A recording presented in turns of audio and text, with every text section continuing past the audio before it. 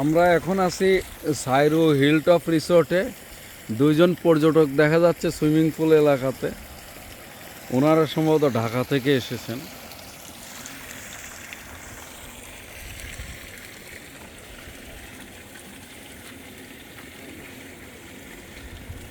নিচে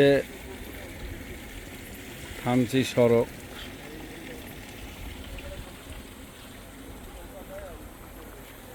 বিস্তীর্ণ সবুজ, এবং এখানকার সুইমিং পুলটা একেবারে দিগন্তের সাথে যেন মিশে গেছে।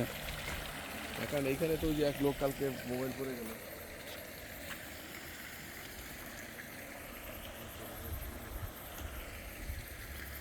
এটা বেসিক্যালি একটা পাহাড়ের মাথায় করা।